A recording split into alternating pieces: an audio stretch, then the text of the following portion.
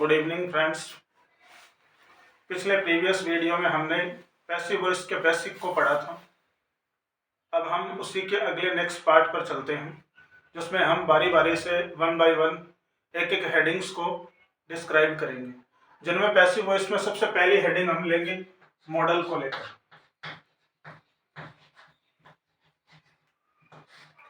अगर किसी भी सेंटेंस में आपको कोई भी मॉडल वर्ब अगर दी जाती हो तो आपको अपने पैसिव वॉइस के कंसेप्ट में किस तरीके से चेंजेस करने हैं वो आपको समझना जरूरी है। तो पैसिव वॉइस में जब भी आप एक्टिव से पैसिव बनाएं और अगर कोई भी मॉडल वर्ब आपको दी गई हो, जैसे मॉडल वर्ब की बात करें तो हो सकता हो कि आपको can, could, should, will etcetera और भी बहुत सारी चीजें मिल सकती हैं। तो मॉडल वर्ब अगर दी जाए तो क्या किया जाएगा? तो सबसे पहला रूल कि मॉडल वर्ब अगर किसी एक्टिव सेंटेंस में आपको दी जाती है तो सबसे पहला कंसेप्ट आपका यह रहेगा कि मॉडल जहां है एक्टिव सेंटेंस में, पैसिव वॉइस में भी वही का वही लगेगा। जैसे अगर सब्जेक्ट के बाद आपको एक्टिव सेंटेंस में कोई मॉडल वर्ब दी गई है तो पैसिव में भी वो सब्जेक्ट के बाद ही रहेगी। अगर कोई भी मॉडल वर्ब आपको सेंटेंस की शुरुआत में दी गई है तो वो पैसिव वॉइस में भी शुरुआत में ही रहेगी। ये आपका पहला कंसेप्ट होता है। दूसरा कंसेप्ट ये रहेगा कि उसमें एज ए हेल्पिंग वर्ब आप do, does, is, am, are इनका उपयोग न कर कर आपको वहां पर बी का प्रयोग करना।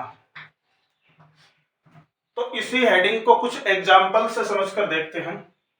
जैसे हमने एग्जाम्पल के तौर पर पहला एग्जाम्पल ले लिया, he must write a letter.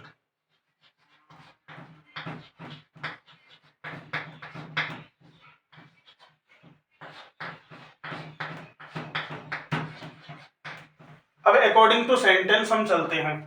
ही हमारे सामने रखा गया है सब्जेक्ट के तौर पर, मस्ट मॉडल वर्ब हो गई, राइट मैन वर्ब हो गया, और आफ्टर मैन वर्ब हम प्रीवियस वीडियो में पढ़ चुके हैं, ऑलवेज क्या रहता है? ऑब्जेक्ट रहता है। तो ए लेटर क्या हो गया? ऑब्जेक्ट हो गया। अब हम अपने पांचों गोल्डन रूल्स को एप्लीकेबल करेंगे और साथ साथ में मॉडल के जितने रूल्स सभी दो आपको दो बताए उनका इस्तेमाल किया जाएगा।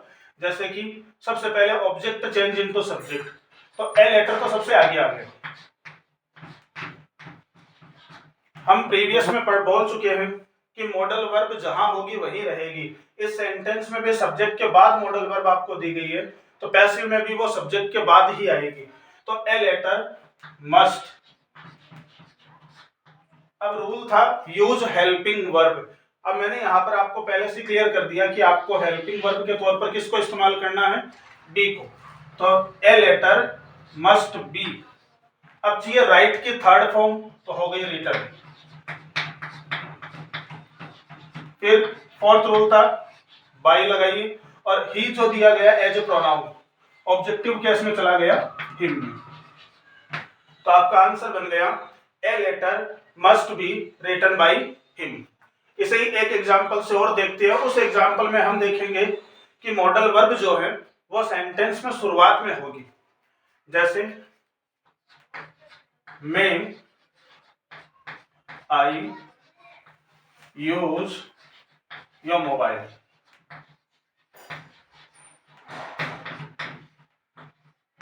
क्या मैं आपका फोन इस्तेमाल कर सकता हूं? सेंटेंस में मॉडल वर्ब शुरुआत में है, फिर आपको सब्जेक्ट दिया गया है, फिर आपको मैन वर्ब दी गई है, और आफ्टर मैन वर्ब क्या रहता है? ऑब्जेक्ट रहता है। तो योर मोबाइल हमारे लिए ऑब्जेक्ट हो गया। लेकिन हम क्या नोटिस कर रहे हैं कि मॉडल वर्ब जो है वो सेंटेंस के शुरुआत में है, तो जो मॉडल वर्ब हमें दी गई है वही मॉडल वर्ब सबसे आगे डाल देंगे। तो मैं का तो मैं रह गया। फिर object change into subject. Object में आपको दिया गया है योर मोबाइल, तो मैं योर मोबाइल। अब चाहिए हेल्पिंग वर्ब, तो हमने पढ़ी है अभी क्या लगानी है? बी। फिर हो गया यूज्ड, फिर बाई, और फिर आई चला गया मी में। तो may your mobile be used by me, ये आपकी होती है मॉडल से रिलेटेड हेडिंग्स। अगर आप इसमें लिखना चाहे तो लिख सकते हैं, स्क्रीनशॉट लेना चाहे तो स्क्रीनशॉट ले सकते हैं। ये आपकी फर्स्ट हेडिंग है। अब हम चलते हैं सेकंड हेडिंग की ओर।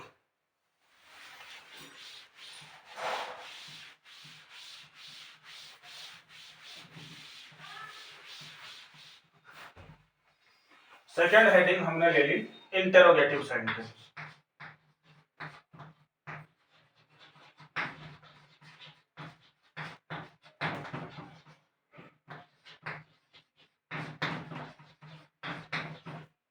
कि अगर हमारे सामने इंटेरोगेटिव सेंटेंस हो, अब बात इंटेरोगेटिव की जब भी आती है तो सीधा सा माइंड में एक ही रहता है कि क्वेश्चन जो होते हैं वो इंटेरोगेटिव में दो ही तरीके से स्टार्ट होते हैं।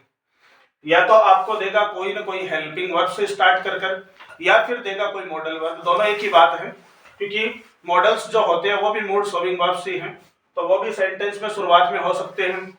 इसके अलावा कोई helping verb do does is am are has have, इनमें से कुछ भी आगे हो सकता है। या फिर सेकंड कंडीशन होती है किसी भी WH वर्ड की।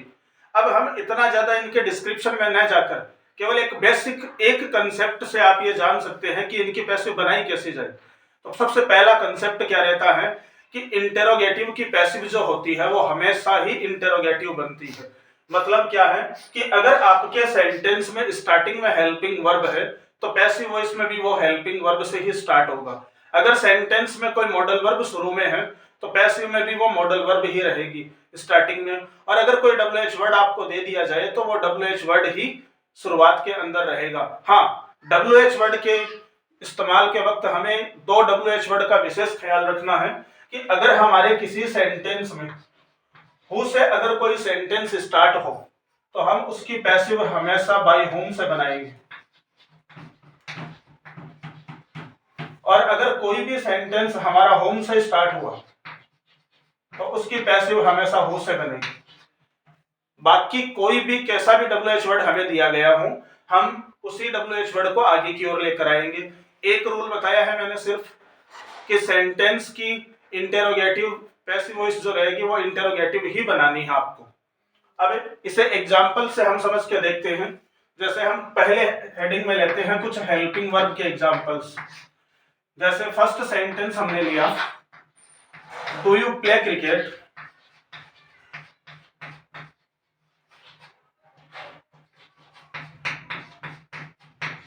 In the garden.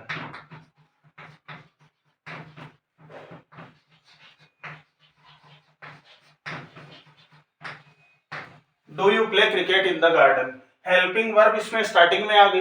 Interrogative sentence हमारे सामने है और मैंने कहा था कि इंटेरोगेटिव की पैसिव हमेशा क्या बनती है, इंटेरोगेटिव ही बनती है। तो डू और डज हमारा पहला टेंस होता है प्रेजेंट सिंपल, और हमने प्रीवियस वीडियो में पढ़ा भी था कि फर्स्ट जो होता है वो सेकंड सेंटेंस में चेंज होता है और सेकंड में हेल्पिंग वर्ब जो रहती है वो इज एम और आर रहती है। अब हमें सेंटेंस की शुरुआत में इज एम या आर में से किसी एक को लेना है, पर हम इज ले, एम ले या आर ले, इस चीज का डिस्क्रिप्शन हमेशा हमारा ऑब्जेक्ट हमें डिसाइड कर बताएगा। सेंटेंस में play as a main verb चल रही है तो क्रिकेट क्या हो गया, ऑब्जेक्ट हो गया। क्रिकेट सिंगुलर ऑब्जेक्ट है इसलिए हमें इज को शुरुआत में रखना है, तो इज। अब चलते हैं अपने रूल्स की ओर ही। हमने क्या किया है, अपने गोल्डन रूल्स में से सेकंड नंबर वाला जो रूल है वो पहले एप्लीकेबल कर दिया है। अब पहला जो होगा वो सेकंड पे चला जाएगा, बाकी एज इट इज चलेगा। तो अपना सेकंड कंसेप्ट में क्या रूल बनेगा कि हमें ऑब्जेक्ट को उठाकर आगे की ओर लेकर आना है। तो इज क्रिकेट, अब चाहिए थर्ड फॉर्म तो प्लेड, देन बाय। सब्जेक्ट के तौर पर हमारे पास है यू। यू ऐसा प्रोनाउन है जो चेंज नहीं होता है, तो यू का यू। अब मैंने बताया था कि अगर पांचों कंसेप्ट लगाने के बाद भी कुछ वर्ड्स पेंडिंग रह जाते हैं तो आप उनको या तो आफ्टर मेन वर्ब डाल दें या फिर सेंटेंस के लास्ट का लास्ट में रहने दें। तो इन द ग्राउंड लास्ट में आ जाएगा, sorry in the garden last में आ जाएगा।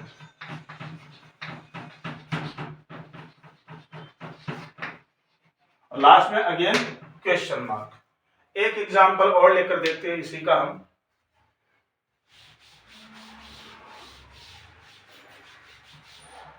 अगर हमारे सेंटेंस में सेकंड नंबर का टेंस रहे तो किस तरीके से करेंगे। जैसे हमने एक सेंटेंस ले लिया, आर दे प्रिपेयरिंग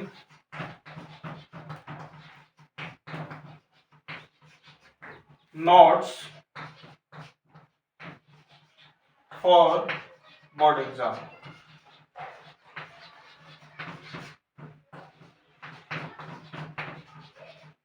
अब इसकी पैसिव बनानी है, तो हमने क्या नोटिस किया कि सेंटेंस की शुरुआत में आ गया है are. Is am are present continuous tense है और सेकंड नंबर का रह गया, तो सेकंड वाला सेकंड में ही चेंज होता है, तो हमें वापस शुरुआत में इज एम आर को ही रखना। अब इज रखिए, एम रखिए या आर रखिए, वो हमें बताएगा हमारा ऑब्जेक्ट। तो प्रिपेयरिंग मैन वर्ब हो गई और नोट्स जो हो गया वो ऑब्जेक्ट हो गया।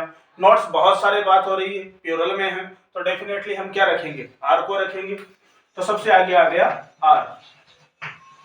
ऑब्जेक्ट चेंज इनटू सब्जेक्ट, तो आर नोट्स।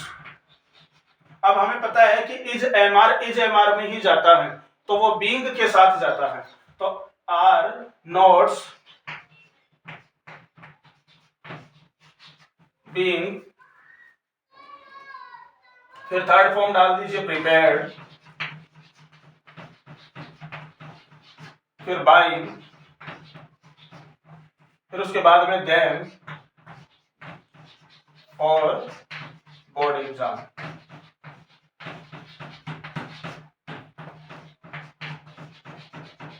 तो आपका आंसर बन गया are notes being prepared by them for board exam. यह रही बात हेल्पिंग वर्ब को लेकर। अगर हमारा कोई सेंटेंस डब्ल्यूएच वर्ड में आ जाए तो उस समय हम कैसा करेंगे या किस तरीके से लिखेंगे, उस चीज को देखकर देखते हैं। हमने कोई डब्ल्यूएच वर्ड से सेंटेंस लिया, डब्ल्यूएच वर्ड का एक सेंटेंस हमने ले लिया, जैसे when will you return my book.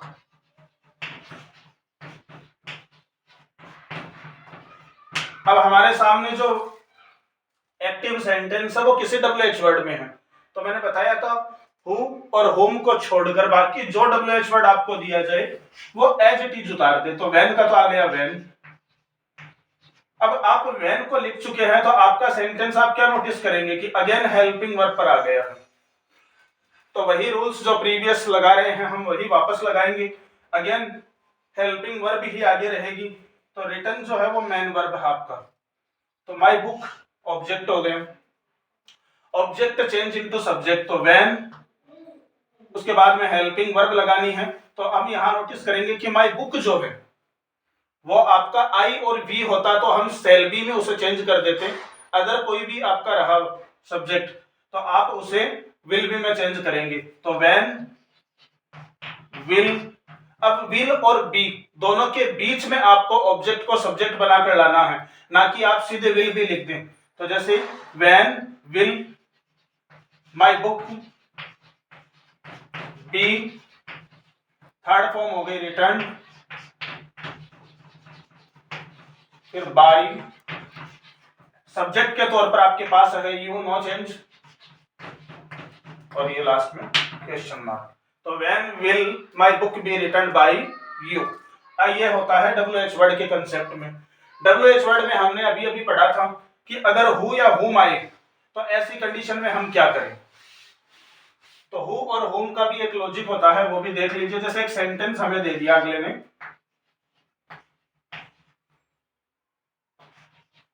Who broke this beautiful cup.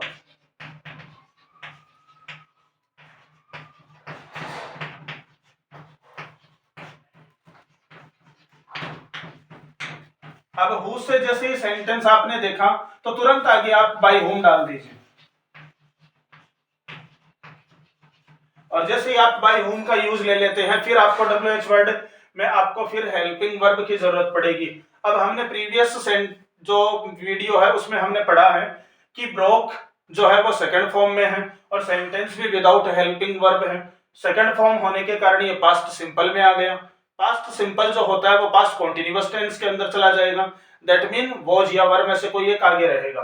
अब वॉज आगे रखे या वर आगे रखे वो हमारे लिए क्वेश्चन बन गया, तो हम इसके सॉल्यूशन अपने ऑब्जेक्ट से निकाल लेंगे। ब्रोक मैन वर्ब है तो दिस ब्यूटीफुल कप हमारे लिए क्या हो गया, ऑब्जेक्ट हो गया। अब ऑब्जेक्ट अगर दिस ब्यूटीफुल कप है तो ये सिंगुलर हो गया, सिंगुलर है तो हमें क्या लगाना पड़ेगा, वॉज।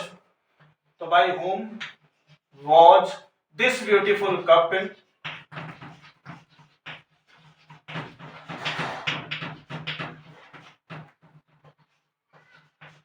अब चाहिए थर्ड फॉर्म, तो ब्रेक, ब्रोक और ब्रोकन, यह आपकी हो गई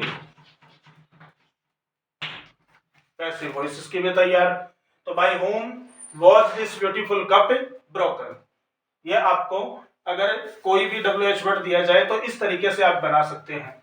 अब अगर दो हेडिंग हमने पढ़ी, हमने इंटेरोगेटिव पढ़ी और मॉडल वर्ब पढ़ी, अगर मान लीजिए दोनों मिक्स में आ जाए तो ऐसी कंडीशन में क्या करेंगे आप, तो उसके लिए एक एग्जांपल आपको मैं समझा देता हूं। जैसे आ गया who can solve this question, who can solve this question. तो ऐसी कंडीशन में हम हु अगर सामने है तो बाय होम लगा दें। अब हमने पढ़ा था कि मॉडल वर्ब जहां होती है वहीं रहती है, ये रूल आपको याद रहना चाहिए। तो बाय होम के बाद आपने नोटिस किया कि हु के तुरंत बाद क्या था, कैन, तो कैन का कैन ही रख दें। फिर आपको ऑब्जेक्ट को ढूंढना है, तो मेन वर्ब आपको ये रही, आफ्टर मेन वर्ब आ गया ऑब्जेक्ट, तो by whom can this question. अब जब भी मॉडल वर्ब आती है तो हमें हेल्पिंग वर्ब जो टेंस की होती है उनसे हमें कोई लेना देना नहीं है। हमें ध्यान है कि ये जो हेल्पिंग वर्ब हमें मॉडल के साथ में हमेशा बी का प्रयोग करना है। तो by whom can this question be. अब चाहिए थर्ड फॉर्म, तो सॉल्व्ड, और लास्ट में हम क्या लगा सकते हैं, क्वेश्चन मार्क। आई होप, मैं उम्मीद करता हूं कि आपको ये चीजें समझ में आई होगी। अगर फिर भी किसी भी तरीके का कोई डाउट वगैरह हो तो आप कमेंट बॉक्स में जरूर डालें। Thank you.